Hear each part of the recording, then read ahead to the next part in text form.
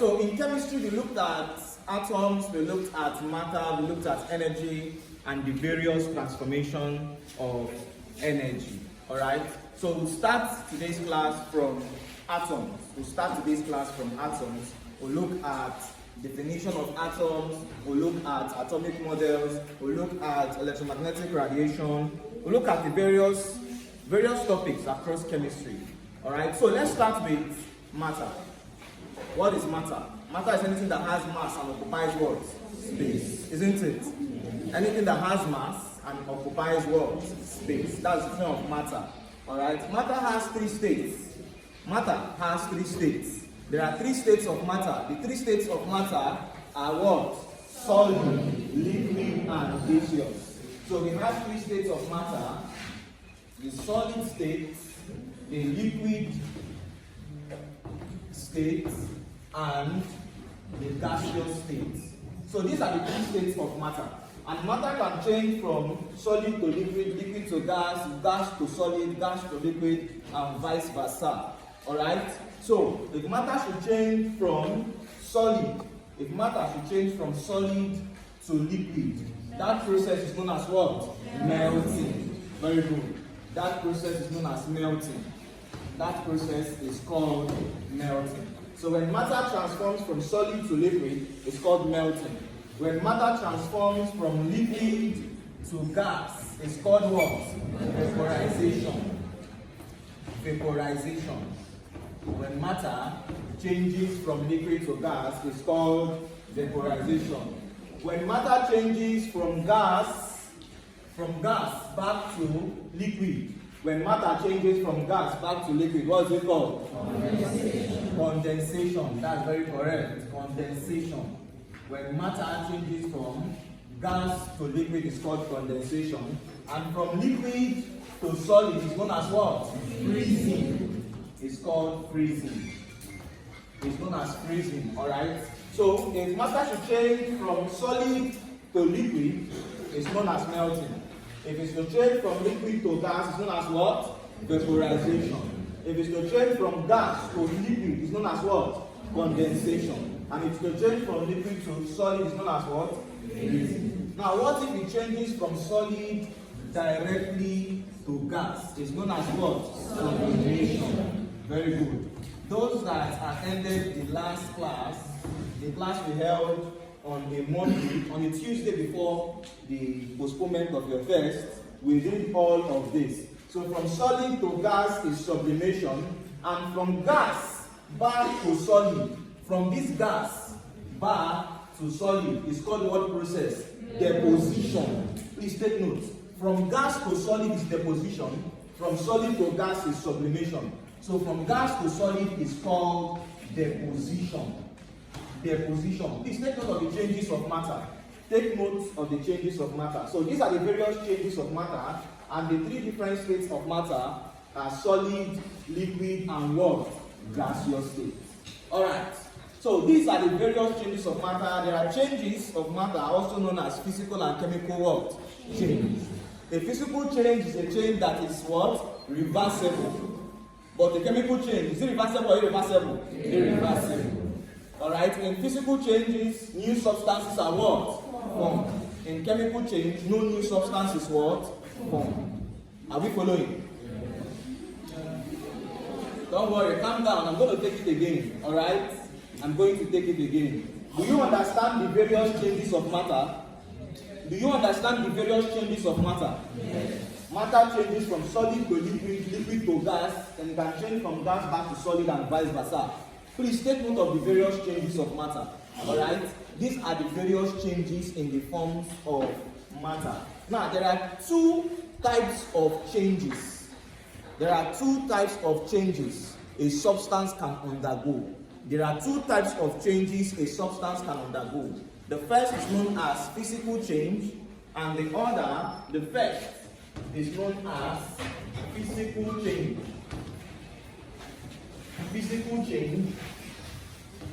And the second one is known as chemical change. So we have physical change and chemical what? Change. Now, what is a physical change?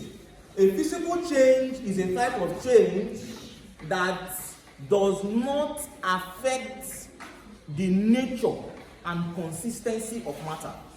It means that, please listen, I said a physical change is a type of change that does not affect the nature and consistency of what? Matter. It means that physical changes are changes that are reversible.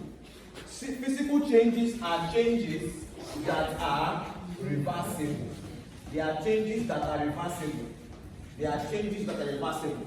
It means that no new substance is formed. No new substance is formed in physical change. Chemical change is the opposite of physical change. Alright? So we said physical change is a type of change that what?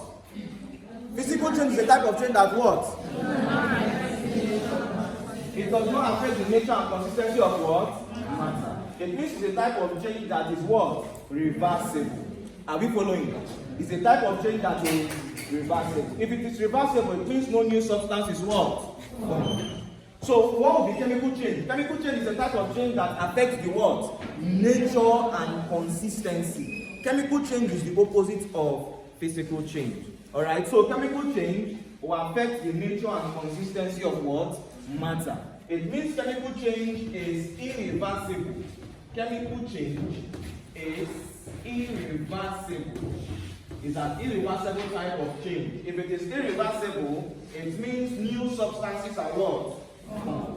If it is irreversible, it means in chemical change, new substances are formed.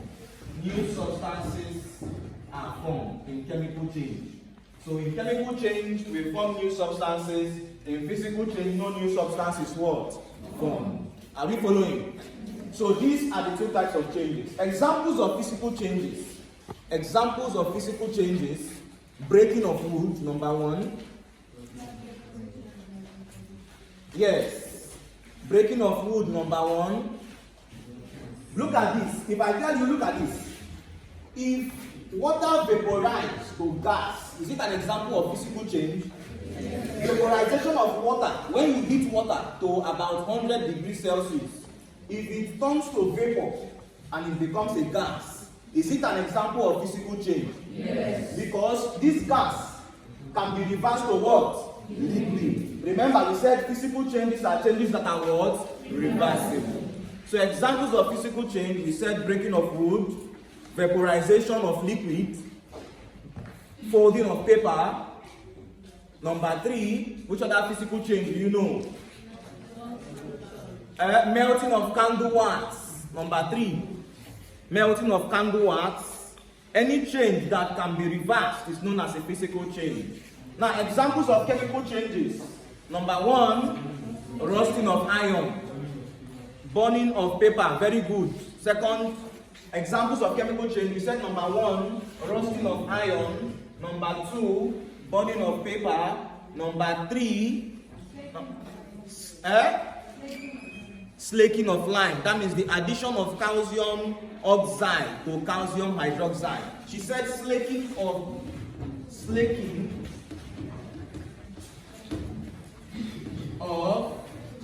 It is known as quick lime. Addition of calcium oxide to calcium hydroxide. Which other chemical change do you know? Rotting of food. When a food is spoiled, can it be returned to its original taste? Those persons that add oil and maggi again, and onion again, there is no way a spoiled food will come back to its original taste, because the taste cannot be reversed. The taste is now sour, so it cannot be reversed. It's an example of chemical change. So we know the differences between physical and chemical changes, isn't it? Yes. All right. So let's proceed to the main chemistry. We know we've talked about the various changes of matter. The various changes of matter.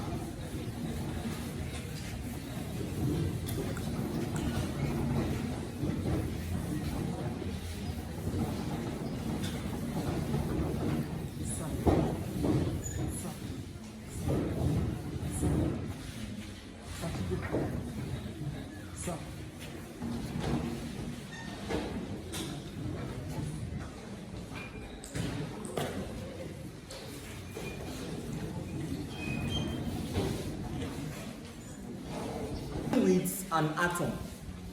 We are starting with an atom. What we just did is just a dessert or an appetizer. So let's start with the main meal. An atom. What is an atom? An atom is the smallest what? Some persons are still adding indivisible. In the definition of an atom, we do not add this word indivisible because atoms can be divided. Atoms can be divided into PEN, isn't it? Yes. Proton, electron, and what? Neutron. So if you say atom is the smallest indivisible, you are very, very wrong. From Dalton's atomic theory, even before they modified it, atom is just the smallest part of an element that can take part in a chemical reaction. Okay, let's take the definition. What is an atom? An atom is the smallest part of an element that can take part in a chemical what? Reaction and retain its chemical and physical property. And retain its chemical and physical what? Property. That is what we refer to as what? An atom.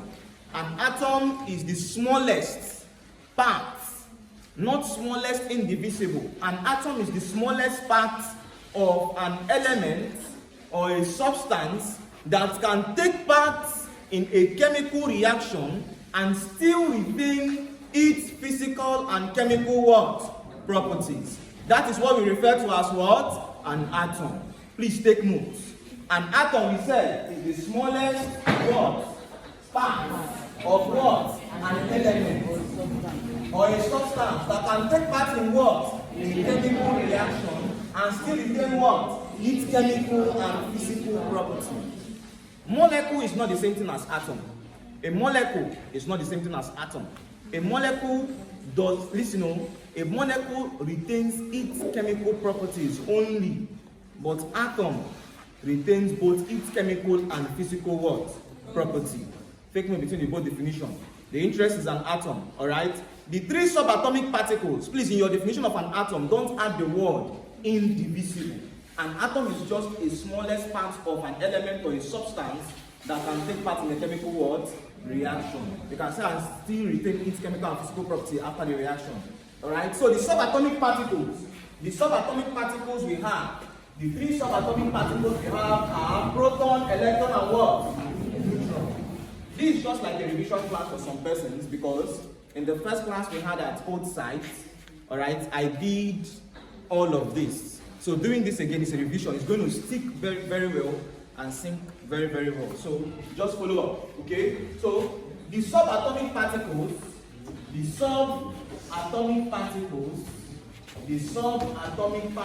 have, the subatomic particles, number one, we said is proton, isn't it? Number one is the proton.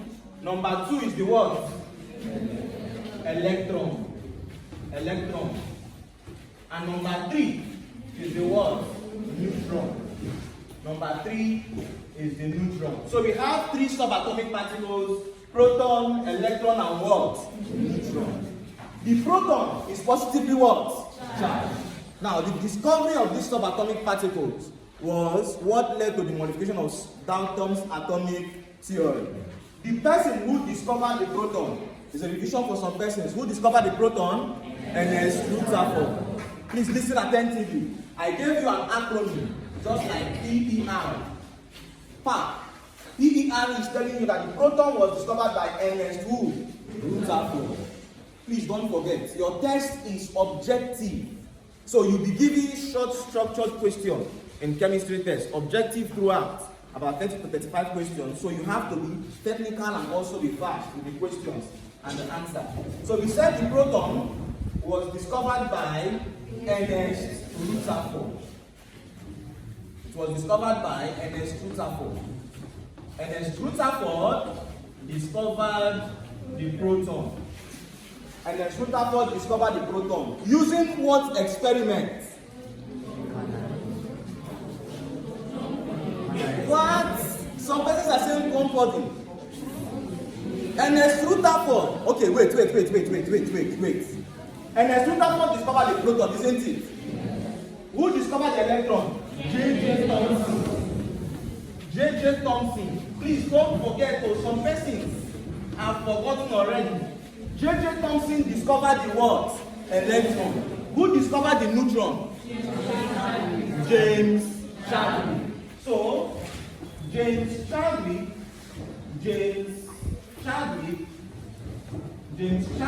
discovered the neutron. Now, let's see how they discovered these subatomic particles. Please don't forget this. Let's see how they discovered these subatomic particles.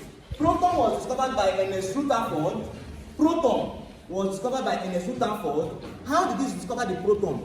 By bombarding high alpha particles with a thin gold foil. He discovered the proton by bombarding alpha particles with a thin gold foil. He discovered the proton by bombarding alpha particles with a thin gold foil. Please don't forget this. The proton was discovered by Ernest Rutherford, and how did he discover it? By bombarding alpha particles with a thin gold foil. This experiment is known as the gold foil experiment. Ernest Rutherford used the gold foil experiment to discover the proton. The proton was discovered by Ernest Rutherford using the gold foil experiment. J.J. Thomson discovered the electron. Using CRT. What does CRT mean? Cathode ray tube. J.J. Thomson discovered the electron using CRT, the cathode ray tube. Are you following? The neutron was discovered by who? James Chadwick. James Chadwick discovered the neutron. Am I too fast? I'm going to take it again. Proton was discovered by Ernest Rutherford by bombarding alpha particles with a thin gold foil. And his experiment is called the gold foil experiment.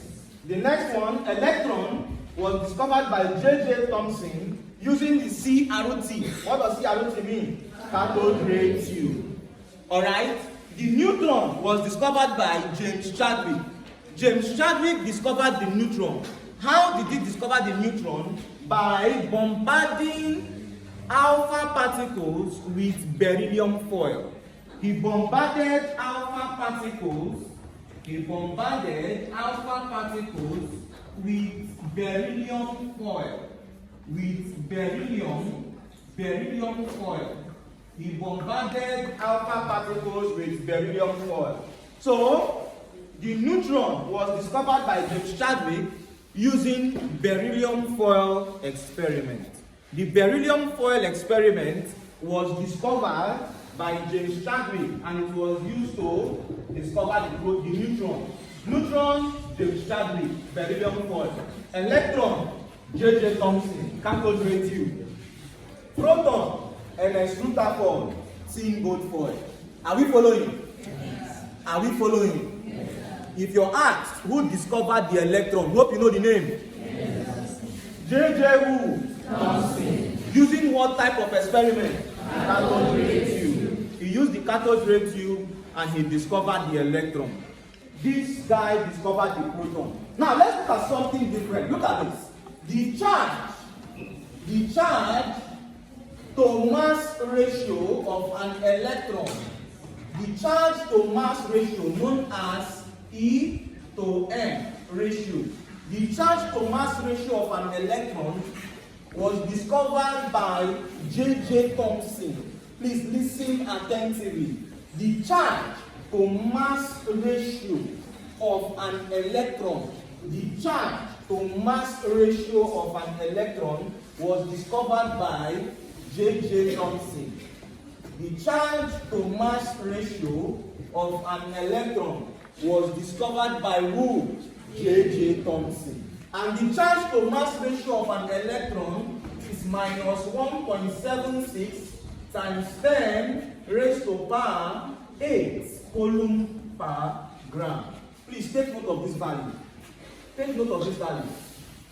I said the charge to mass ratio. The charge to mass ratio of an electron. The charge to mass ratio of an electron was discovered by who? J.J. Thomson. And the value of the charge to mass ratio of an electron is minus what? 1.76 times 10 raised to power what? 8 coulomb per watt gram. Now, why is this minus here? This minus is here because it is the charge to mass ratio of an electron. It is the charge to mass ratio of an electron. Because an electron, electrons negative charge, protons positively charged, neutrons they do not have a charge. So this minus sign is here because it has to do with an electron. The charge to mass ratio was discovered by J.J. Thomson, but the charge or mass, please take note, there are two different things. The charge or mass of an electron, the charge or mass of an electron was discovered by Richard A. Millikan. Richard A. Millikan discovered the charge or what? Mass of an electron using the oil drop experiment. Using the oil drop what? Experiment. Richard A. Millikan discovered the charge or mass of an electron using the oil drop what? Experiment. So if you are asked, who discovered the mass of an electron? What's the answer? Who discovered the charge of an electron? But the charge to mass was discovered by who? J.J. Thomson. Charge to mass is discovered by J.J. Thomson. But either charge or mass is discovered by who? Richard A. Millikan. This question gets students confused in tests and in exams. So please look at the question very well. If they tell you the charge to mass ratio, J.J. Thomson. But charge, either charge or mass of an electron was discovered by R.A. Millikan. Since we've talked about the atom and the various subatomic particles, let's talk about the atomic model.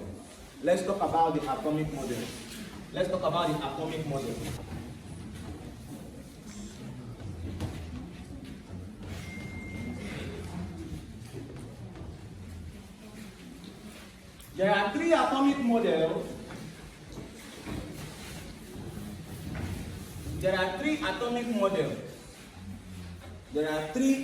models. Number one is known as the Thomson model of an atom.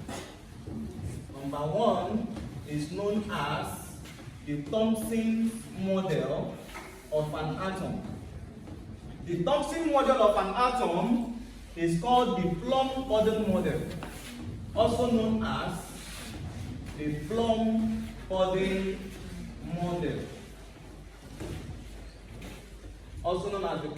model.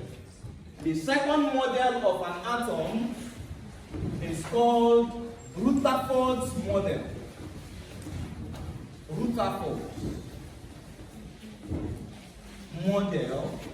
Of an atom. Another name for Rutherford model of an atom is called the nuclear, or what? Who remembers? Planetary. Thank you. Or planetary. The nuclear or planetary model of an atom. An alternative name. And the third model of an atom is the Bohr, Niels Bohr. Niels Bohr's model of an atom, which is the atom's model we use till date. And it's also known as what? Stationary model of an atom. The stationary model of an atom. So, we have three models of an atom: Thomson's model, Rutherford's model, and Bohr's model of an atom. So these are the three models of an atom. Now, what does this model, what do they talk about? Let's start with Thomson's model of an atom, known as the Plum-Puddle model of an atom. Alright?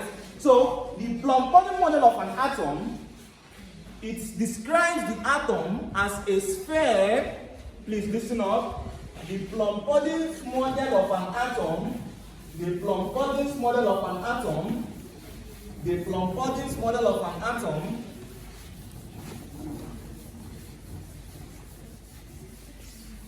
the Plum-Coddins model of an atom, it described an atom as a sphere of positively and negatively charged electrons in concentrated shells. I'm going to take it again. J.J. Thomson described an atom as a sphere, S-P-H-E-R-E,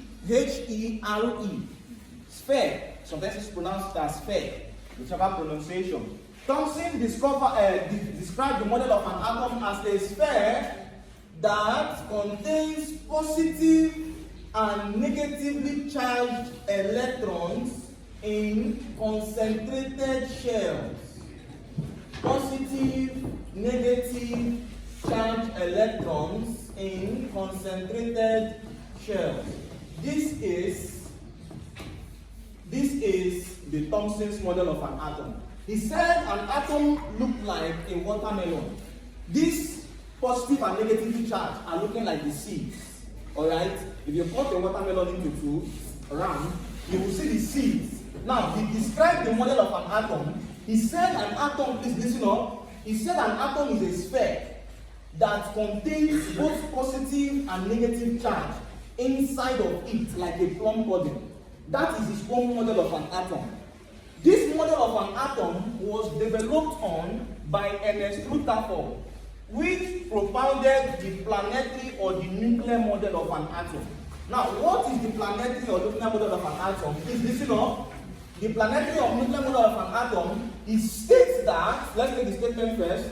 It states that the planetary or nuclear model of an atom propounded by Ernest Rutherford, it states that an atom consists of a small, very dense, positively charged nucleus. An atom consists of a small, very dense, positively charged nucleus. Small, very dense, positively charged nucleus with the electrons at great distance. An atom, he described Rutherford in his planetary model, he described an atom as a small, very dense, positively charged nucleus with the electrons at great distance. Now, why is this model called the planetary model? Because he said that we have a positively charged nucleus. Please listen up. I have a positively charged nucleus at the center. Something like this. This is what he said. This is the nucleus at the center. This is the nucleus, the positively charged nucleus. This nucleus is positively charged. And he said about the nucleus, we have electrons revolving around the nucleus at great distance. You have electrons revolving around the nucleus. This is the nucleus at the center. This is the nucleus is positively charged. What Rutherford said, he said this nucleus that's positively charged, we have electrons revolving around the positively charged nucleus. The way the Earth or the planets are revolving around the sun. That is how Ernest Rutherford described the atom. He said an atom consists of a small, very dense, positively charged nucleus. He said the nucleus is positively charged. And secondly, he said these electrons are at great distance from the nucleus and they are revolving around the nucleus. Rutherford's model of an atom, he said the nucleus is positively charged. Thomson's model of an atom, he said the nucleus is both positive and what? Negatively charged. Are we following? You understand Thomson's model of an atom, isn't it? Do we understand Rutherford's model? Do we understand Rutherford's model? Yes. Not somehow. Rutherford is saying that the nucleus is positively charged. and you have electrons revolving around this nucleus, like the planet revolve around the sun. Rutherford is saying this nucleus is positively charged. What Rutherford is saying is that the nucleus is positively what? Charged. But we have electrons revolving around this nucleus at great distance. The third model of an atom is known as Niels Bohr's model of what? An atom. This is the modern nature we use in the study of chemistry. It is propounded by Niels Bohr. So the Bohr's model of an atom, Niels Bohr's model of an atom, what does it state? Niels Bohr's model of an atom. Niels Bohr gave the model of an atom from quantum mechanics. Niels Bohr gave the model of an atom from quantum mechanics. Niels Bohr gave the model of an atom from quantum mechanics. He said that an atom consists of a nucleus. An atom consists of a nucleus that has a positive and a neutral charge.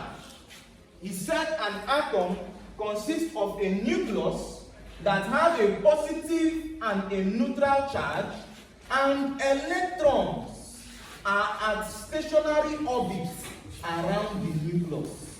And electrons are at stationary orbits around the nucleus. I'm going to take it again. Niels Bohr described the atom.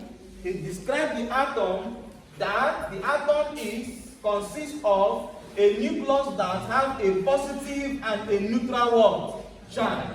The nucleus N of an atom, what Niels Bohr is saying is that the nucleus of an atom consists of a proton and a what? Neutron. Neutral charge is neutron. He said an atom consists of a nucleus that has a proton, positively charged, and a neutral charge. And we have electrons about this nucleus. These electrons about this nucleus, he said that they are at stationary what? Orbits. It means they are not moving, they are just stationary. It was because he said they are stationary, that is why his model is referred to as the stationary model of what? An atom. This is the statement of Niels Bohr, that an atom consists of a nucleus that is positive and neutral, and it contains the electron about the nucleus. But these electrons that are revolved about this nucleus, they are just stationary, they are not revolving. They are just stationary. These electrons you see here, they are just stationary, they are not revolving. That is the stationary model of an atom propounded by Niels Bohr. The Plum-Body model of an atom, he said the nucleus of an atom have both positive and what? Negative charge. Alright? Rutherford's model of an atom, he said the nucleus is only positively what? Charged. And we have electrons revolving around the what? Nucleus. Are we following? Yes. Niels Bohr's model, he said an atom consists of a nucleus that is both positive and what? Neutral. And we have electrons at stationary what? Orbits. Niels Bohr's discovery was from quantum mechanics. Niels Bohr's discovery was from quantum what? Mechanics. Now, Niels Bohr said three things that bettered modern chemistry. Niels Bohr, he made three discoveries from his model of an atom. Please listen up. Niels Bohr, he made three discoveries from his model of an atom. Niels Bohr made three discoveries from the model of an atom. Number one, please listen up. Number one, he said an atom in its stationary orbit, please take note. He said an atom in its stationary orbit does not emit radiation. An atom in its stationary orbit does not emit radiation. That's number one. Number two, the first statement of Niels Bohr from the discovery of an atom, he said an atom in its stationary orbit does not emit what? Radiation. Number two, he said when an electron moves from a state of higher energy, when an electron moves from a state of higher energy, which is known as excitation state. A state of higher energy is known as excitation state. A state of higher energy is called excitation what? State. He said when an electron moves from a state of higher energy to a state of lower energy, when an electron moves from a state of higher energy to a state of lower energy, the state of lower energy is referred to as ground state. Ground state is a state of low or no energy. A state of low or no energy is referred to as ground state. A state of higher energy is known as what? Excitation state. Now, the second thing he said, I'm going to repeat again. The second thing he said when an electron moves from a state of higher energy to a state of lower energy, he said photons are emitted. Photons are emitted. Photons are emitted. When electrons move from a state of high to low energy, they emit photons. And these photons that are emitted, you know what they call photons? Several beams of light. If I have something like this, look at, this is a ray of light, isn't it? This is a ray, collection of several rays of light. Collection of several rays of light is called a what? Beam. Collection of several rays is called a beam. Collection of several beams is referred to as a what? Photon. This photon, please listen up. These photons that are emitted, they are known as the radiation. Remember the first thing he said. The first thing Bohr said. He said these electrons that are in their normal orbit, they do not emit any radiation. But when these electrons move from a state of higher energy to a state of lower energy, they emit what? Photons. These photons are the radiations. Alright? Now the third thing he said, the third and the final thing he said when an electron moves from a state of low to high, when an electron moves from a state of low to high, it absorbs energy. When an electron moves from low to high, it absorbs what? Energy. It absorbs energy. When an electron moves from a state of low energy to high energy, it must absorb what? Energy. Please take note. A state of little or no energy is called what? But a state of high or absorbed energy is known as what? Excitation state. Please don't forget. This discovery bettered the modern chemistry we do study, and it was propounded or proposed by Niels Bohr. Are we following? Are we following? Yes. Okay. We said Niels Bohr proposed the stationary model of an atom. The planetary model of an atom was proposed by who? Rutherford. And the Planck model of an atom was proposed by who? J.J. Thomson. That's very good. Since we said that Niels Bohr developed the stationary model of an atom from the knowledge of quantum mechanics, please listen up. Two scientists, number one, known as Max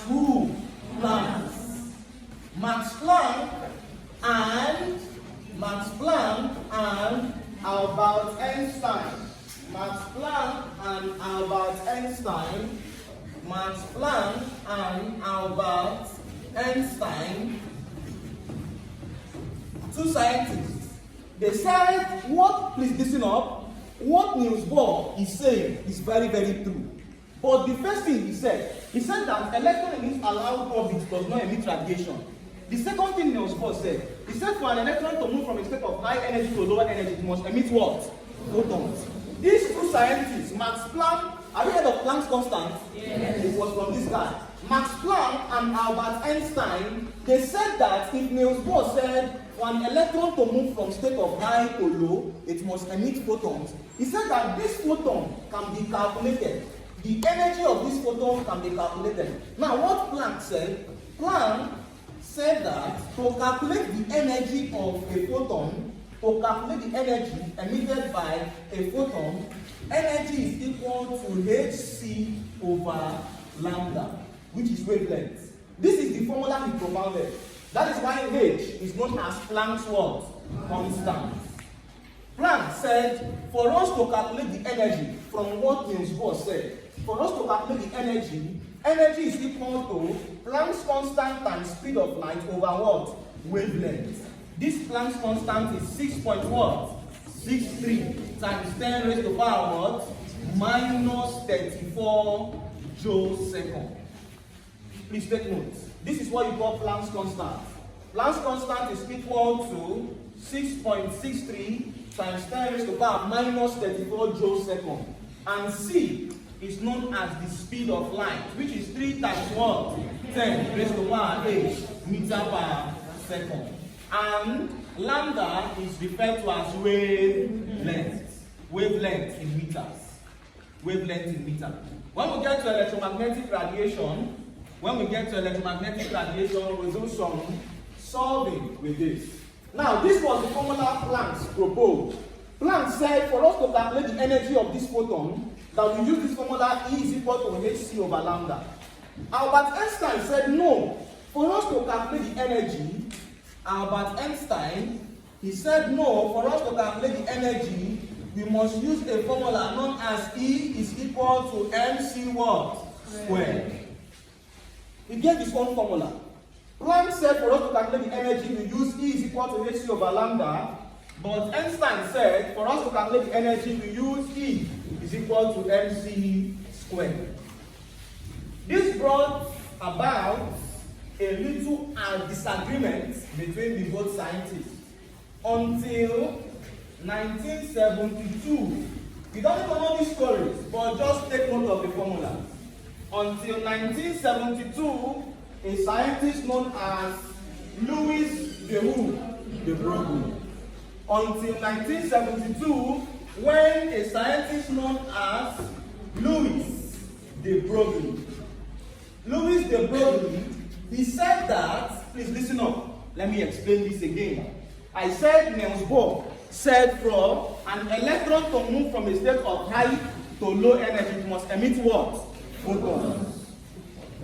Max Planck and Albert Einstein, they proposed two formulas that to calculate the energy of that photon. According to Planck, he said to calculate the energy of the photon, energy E is equal to hc over what? Lambda, wavelength. Albert Einstein said no, your formula is not correct. For us to calculate the energy, energy must be equal to mass times the square of what? Speed of light. Louis de Broglie said there is no need to argue. Your formula is correct, his formula is correct. But the only thing there is that for us to calculate the wavelength, you combine the both formulas. So Louis de Broglie was the scientist who bettered the modern nature of an atom. The modern nature of an atom was proposed by Louis de Broglie. The modern nature of an atom was proposed by who? Louis de Broglie. The modern nature of an atom is known as the wave duality of matter. The wave duality of matter. Some textbooks call it dual nature of matter. Wave duality of matter. Wave duality of matter. Now, what did Louis de Broglie say? Please listen up. Louis de Broglie, he gave birth, or he proposed the modern nature of what? An atom. According to him, he said, please listen up. According to Louis de Broglie, he said an atom can exist as, an atom can exist as light, and it can exist as what? Matter. what Louis de Broglie said, he said for us to get the wavelengths of those photons that are emitted, that we should combine both Planck's equation and Einstein's what? Equation. So if I combine both equations, I have that mc squared, which is Einstein's equation, is equal to what? Hc over lambda. Remember, both of them are energy, isn't it? So at this point, listen up. C squared, one C here, will take off one C here. So what I have here is what? Mc is equal to H over lambda. If you make lambda wavelength subject of formula, lambda becomes wavelength now is now equal to H over mc. This is known as de Broglie's equation. This is used to calculate the wavelength of photons. Now, what is m? M is known as the mass. M is known as the mass of an electron. M is called the mass of an electron.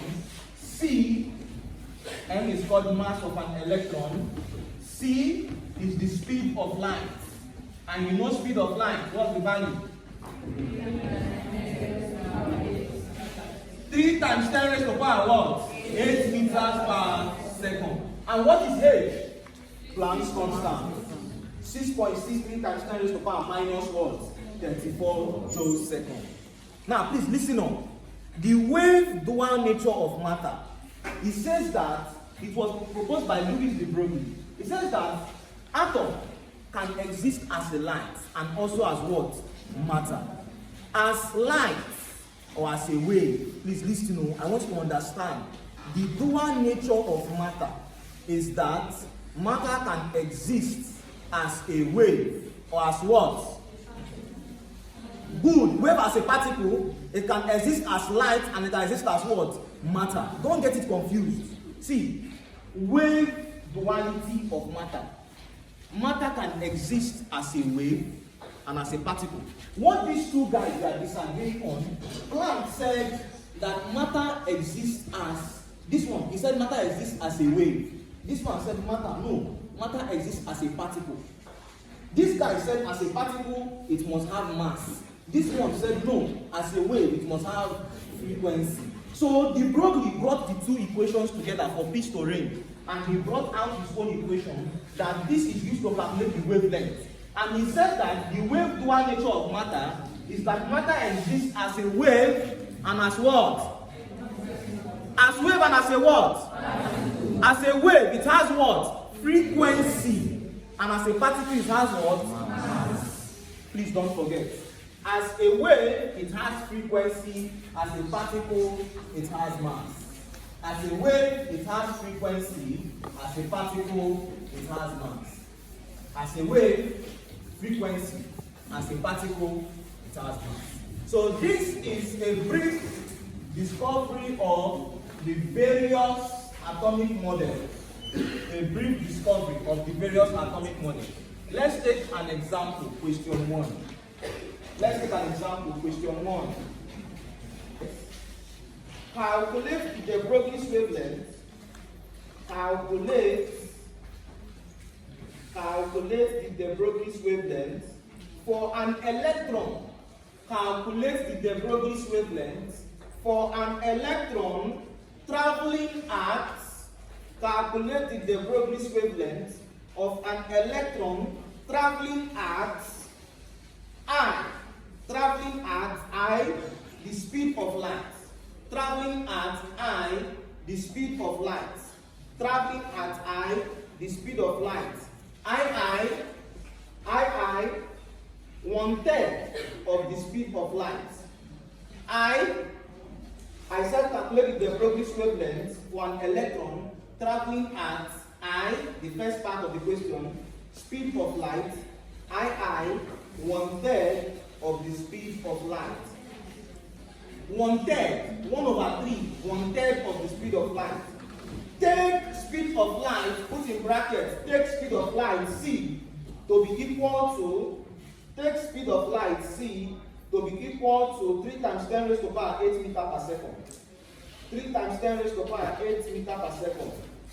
3 times 10 raised to the power 8 meters per second, and mass of an electron, to be 9.1, and mass of an electron to be 9.1 times 10 raised to the power minus 31 kilogram, and mass of an electron to be equal to 9.1 times 10 raised to the power minus 31 kilogram. So let's solve. They said we should calculate the Broglie's what? Wavelength. So the formula we are using is wavelength is equal to what? H over mc. Isn't it? But this m is mass of what? Electron. Are we following? Yeah. So let's solve. They said for the first part, when is speed of light, when c is the speed of light. So when c is the speed of light, wavelength is equal to, what is Planck's constant? 6.63 times 10 raised to the power minus 34 joule second. All over mass of an electron. What did they give to me there? 9.1 times 10 raised to the power minus 31 kilogram. Times, what's the speed of light? 3 times 10 raised to the power 8 meters per second. So what do you have here as wavelength? Use your Casio FX. What do you have here as your wavelength in meters?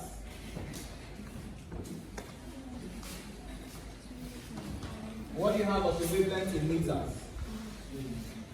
3. What's the final answer? What do you have as your wavelength in meters? What's the final answer? 2.18. Is it 2.18? 2.19. Okay, 2.19 approximately. 2.43. See that we don't know how to use our calculators. 2.43 times 10 raised to the power what? Minus. Remember, times 10 is exponential. Times 10, you don't punch it as times 10 raised to the power. It's exponential. So this is the answer for the wavelength. Alright? This is the answer for the wavelength. If they ask you to calculate the Broglie's wavelength, we use this formula. If they ask you to calculate the Broglie's wavelength, we use this formula. But if they ask you to calculate normal wavelength, we use the formula for speed of light. C is equal to L times what? Lambda. So if you make wavelength, sorry, the formula here, you divide both sides by what? Frequency. So if you divide both sides by frequency, it means lambda is equal to speed of light over what? Frequency. So if I tell you to calculate the wavelength and I give you only frequency, whenever they give you only frequency, we use this formula. Wavelength is equal to C over what? M. If I ask you to calculate wavelength and I give you frequency, we use wavelength is equal to C over what? M. But if I ask you to calculate wavelength and I give you energy, the formula we use is what? E is equal to what? Hc over lambda. Please listen to know, if they give you energy in joule and they say calculate wavelength, please listen up. If they give you energy in joule and they say you should calculate wavelength, the formula we use, E is equal to Hc over what? Lambda. Is H a constant? Yes. Is C a constant? Yes. So if I make wavelength, sorry the formula here, wavelength is equal to what? Hc over energy. So if I'm giving energy to calculate wavelength, I use this formula. But if I'm giving frequency to calculate wavelength, I use this formula. Very important. Let's come back here. Look at this. So wavelength, for the second one, they said calculate the wavelength when it is 1/3 of the speed of what? Light. When it is 1/3 the speed of light. So what do I do? The same formula, 6.63 times 10 raised to the power minus what? 34 joule second. All over Mass of an electron 9.1 times 10 raised to the power minus 31 kilogram times. Now they said the speed of light is what? 1/3. 1/3 is 1/3 times the speed of light, which is 3 times 10 raised to the power what? 8 meters per second. 1/3 of this is just, look at this 3 will take off this 3, isn't it? Yeah. Look at this 3, 1/3 is 1/3. This 3 will cancel out this 3, isn't it? Are we confused? No. This 3 take off this 3. So what I have here now is now looking like 1 times 10 raised to the power what? 8. Are we following? Yes. Is anybody lost? Yes. You can't be lost. 3 cancel out 3, this is 1. 3 cancel out 3, 1/3. 1/3 times speed of light. 3 take off 3, you have this. So what you are doing is, this divide 9.1 times 10 raised to the power minus 31. You are now multiplying it with what? 1 times 10 raised to the power what? 8. So if I remove this and write 1 times 10 raised to the power 8 meters per second, hope nobody is confused. Yes. Nobody is confused, right? Yes. Alright, so just do this. What's the final answer? What's the final answer?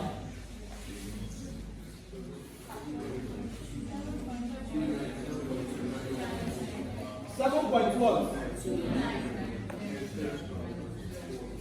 7.29 times 10 raised to the power what?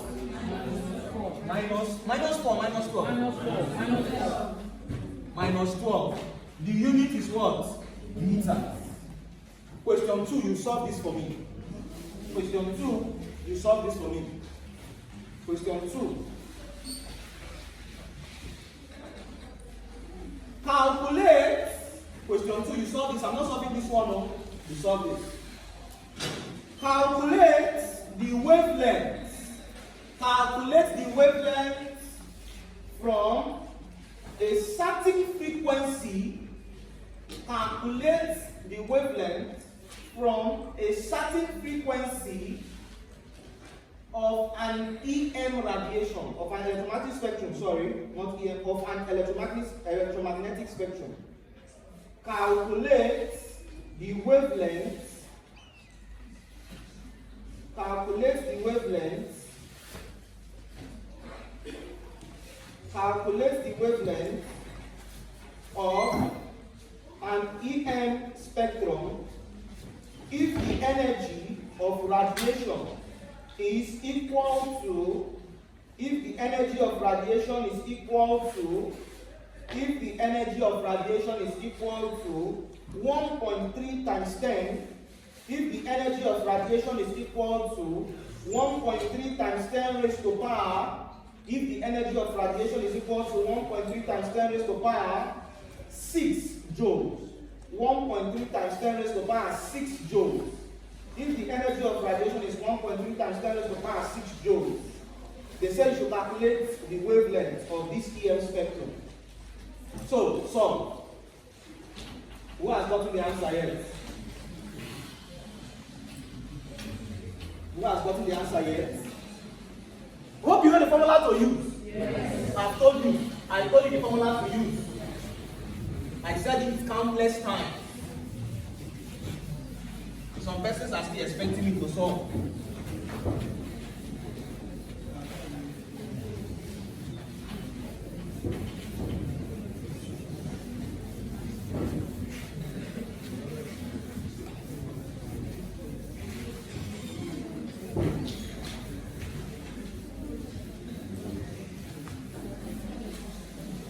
Please, who has gotten an answer yet?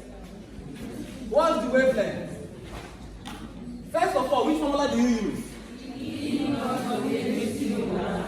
HC over lambda.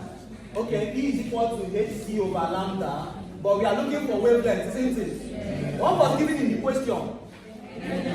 Energy. The only thing they gave to me in the question was what? Energy. So since they gave me energy, to calculate wavelength is equal to HC over what? Energy, E.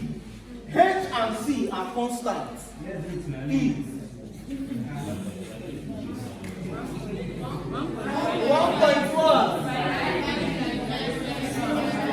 1.5 times 10 raised to the power what? minus 31. The unit is what? Meters. Please listen up. Oh, I said whenever they give you energy, whenever you are giving energy, you use this formula. But if you're not giving energy, if you're giving frequency, we use C is equal to F lambda, isn't it? Alright, so that's that for this question. Any questions, please? Any questions? Please ask your question. Let's talk about atomic orbitals.